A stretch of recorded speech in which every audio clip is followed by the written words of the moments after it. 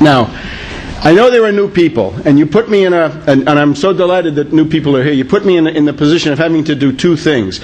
One is to try to satisfy the new people who would like to have an ABC introduction to this entire thing. But then, of course, we also have here large numbers of seasoned experts who have been dealing with this for 4 years plus. I've got to try to balance those two. I would just say to the new people, you'll probably find that the beginning is going to be, once we get through some pictures, we're going to get into some other things that may seem to be a little bit confusing. That will be the able-danger question, which I regard as an important point. But then we will get to a phase of about 10 or 15 minutes where we can talk about the obvious anomalies, impossibilities, physical impossibilities of the official version. But I have to ask for everybody's patience tonight, because what I'm trying to put out is, it's called MyHop, right? Made it happen on purpose. That is my theoretical standpoint. I think it's important, and I'll try to show you why. It means that we're going to have to enter into a world that we never wanted to enter into, and that is the nightmare world of Pentagon acronyms, Pentagon code names, and military plans, because the key to 9/11 is not to be found in some cave in Afghanistan or in the sands of Saudi Arabia. It's to be found in the Pentagon, in Arlington, Virginia, or in Langley, Virginia, the CIA, or other bureaus of the U.S. government, and then, of course, ultimately, the Wall Street financiers who, in a general way, control what those people do. So that's where you have to look at it. And that's my truth in labeling. Made in USA. Nowhere else. Made in USA. Not in China? No, maybe. No, not even print. The book is actually printed in USA, too. So get it that way. Next.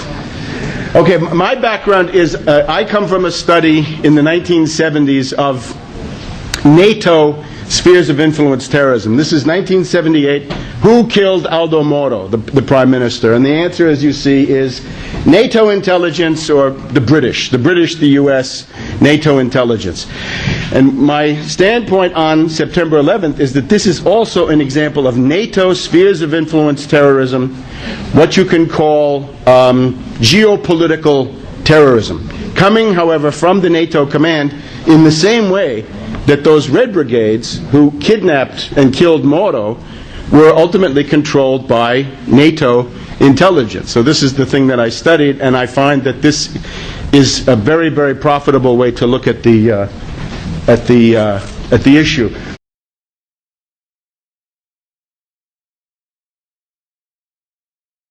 They should pay, they're responsible, not the average person. There's also the other question, since we're talking about the attack on Iran. On the 20th of March, Iran will open the Iranian oil bourse with trading denominated in euros. This is the beginning of the end of the US dollar as a reserve currency imposed on the world. This absurd and obsolete status that they've had, that allows the U.S. to control everybody's oil, to skim off the top of world trade, is now coming to an end. And I think it's important that this be done peacefully. This is not your interest at stake. This is these Wall Street guys, right? It's not your purchasing power at all. But one of the reasons that they're so hot to attack Iran is because there's this 20th of March launch for the Iranian oil exchange, where the trading will be done not in dollars, but in euros. It's a very complicated issue. I hope we can talk about it maybe later. Now, my theme for the rest of the talk, and I'll try to go through this. Let me just ask the management. How long can we continue? You can go as long as you like. Okay, fine. You can go as long as you like, and also apparently it's fine with the microphone. But wonderful. Just try not to get too loud, because they might end up hearing it in the middle of the theater piece. But it's been fabulous so far. Let me just point out to this. My argument is that the terrorism is conducted through military drills and terror drills, and this is what the average person must learn. This is why MyHop is not just, I like Miller Lite and you like Heineken's. No. It's absolutely crucial, because if you don't see it this way, you can't tell what's coming and you can't fight it. If I believe in unanswered questions or LIHOP, I'm essentially leading you like lambs to the slaughter. Whereas what I'm calling on you to do is to activate yourselves to fight against this $500 billion plus apparatus. Now, we're entering the world of drills, maneuvers, war games, exercises, simulations. Okay? And they have all this jargon, mainly to deceive. Command post exercise, CPX, staff exercise, simulation, tabletop, sandbox. The main difference is that some of these drills are done electronically or with models or in rooms with committees, whereas in others, you have real planes, real tanks, real troops moving around. And then you have the terror drills, which are supposedly different, but you'll see that one becomes the other relatively easily. Now, the purpose of drills is inseparable from deception in many cases. The classic one is, I'm the Prime Minister of Fredonia. It's time to have our summer drill. So I'm deploying my 10 divisions of Fredonian army troops to the border of neighboring Slobovia. The Slobovian media says, what is this? And I say, of course, this is merely our regular, peaceful, defensive summer drill for our troops. So the 10 divisions get along the Slobovian border. I give the order. They attack, surprise attack, and it succeeds. That's the essence of a drill, to deceive the other side. But now, can we go back? Let's try. Right? Without... Okay? Now the other kind of drill is to deceive your own side through a coup d'etat. And it can be done also because you're conduiting an operation through the bureaucracy. But not everybody agrees with you. Some do, but some don't. Or some may not. And the ones who don't agree with you might try to oppose you. So you've got to be ready for that. So what you do is you conduit it through with a legal drill, with a legal name established. And because of need to know and compartmentalization, you can make sure that the people who might oppose you don't find out about it until it has already happened. Here's the classic case. We have a loyal officer here. We have a coup traitor here. Terrorist coup traitor sitting here.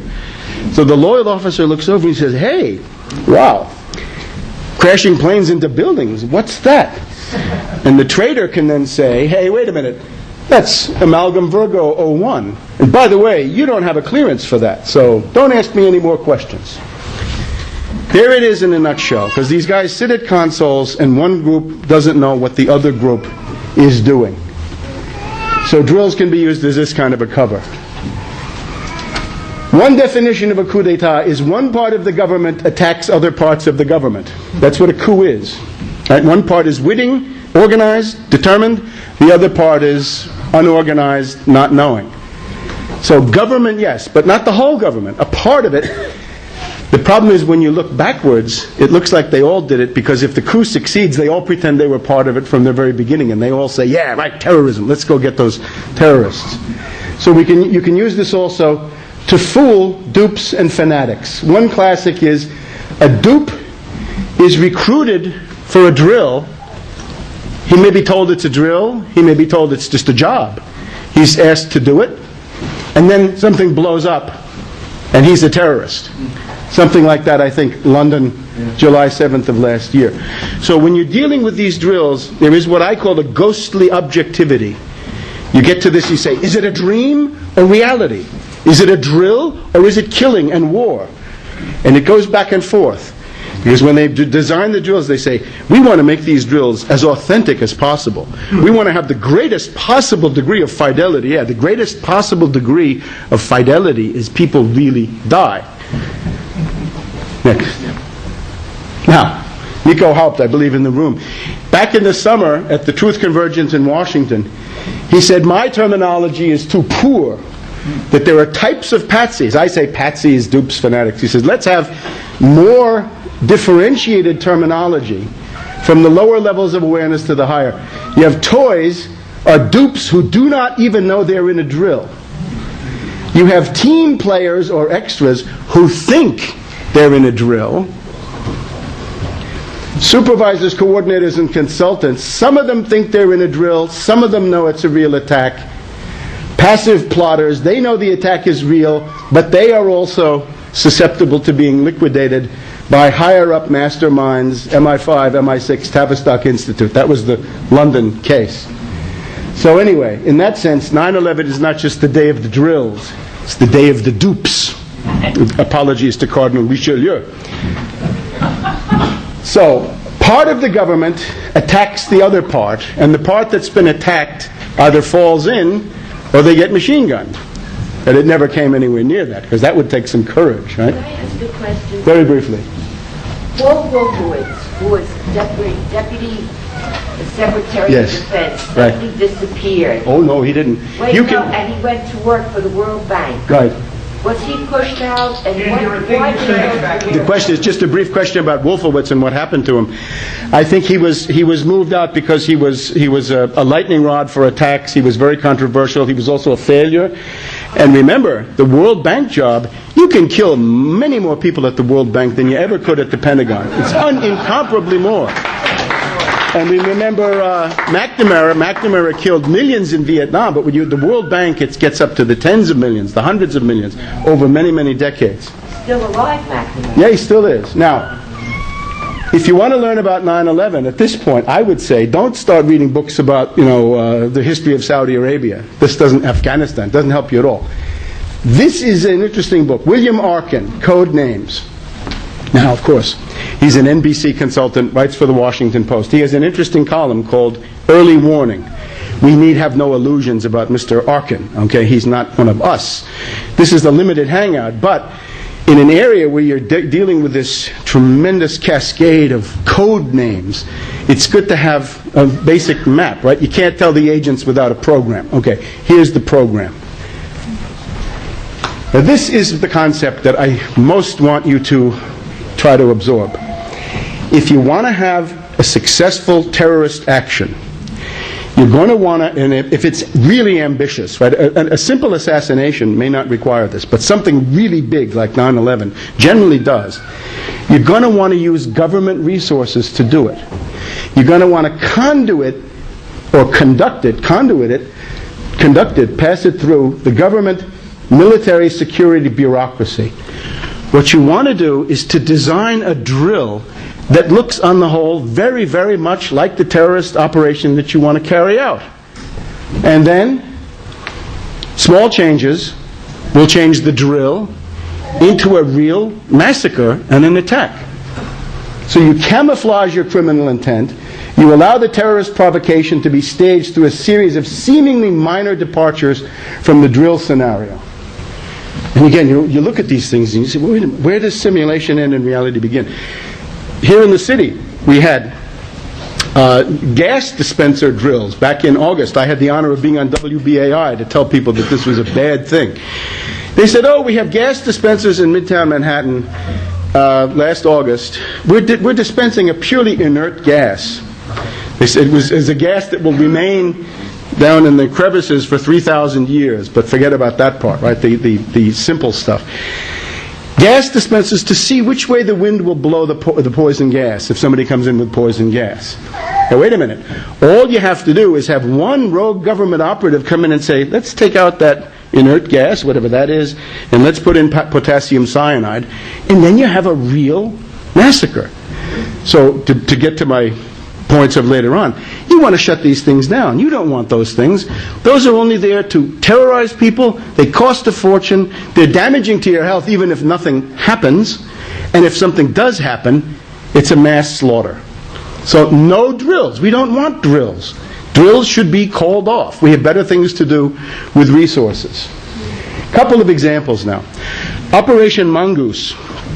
This was the CIA's plan to kill Castro of Cuba, and I think it's generally accepted by the Kennedy assassination researchers that Operation Mongoose was indeed used to cover at least part of the activities that killed President Kennedy.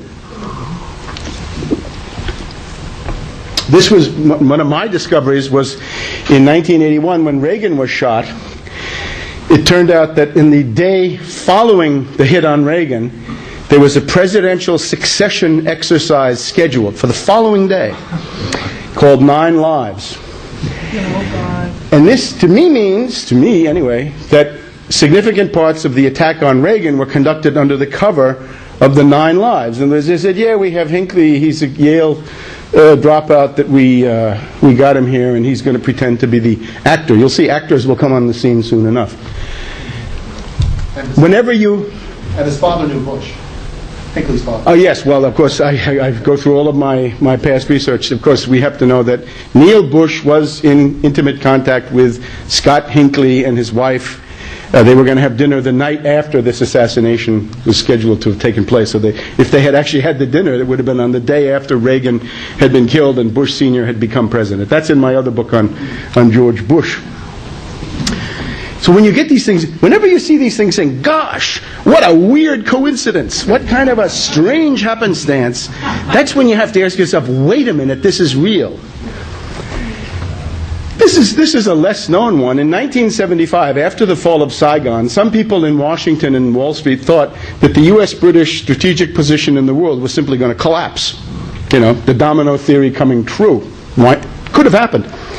So they said, why don't we then have a simulated confrontation under the code name HILEX 75, high-level exercise, with top officials, and the option goes real, turns into a real confrontation with the Soviets to try to force them back and somehow redress the balance of this colossal defeat in Southeast Asia for the U.S. Now, the German news magazine Spiegel put out a leak, and there was a mobilization of citizens. I can tell you, on on Christmas Eve, 1975, I was in Milan, Italy, handing out leaflets in front of the Milan Cathedral saying, stop HILEX 75, it's going to be a real nuclear confrontation. Here's another interesting one. Able Archer 83, after the shoot-down of the South Korean airliner in the Far East, after the deployment of the Euro missiles in Europe, there was a U.S. nuclear war drill called Able Archer. It had a very high degree of fidelity. And the Soviets looked at it and said, my God, it's the real thing.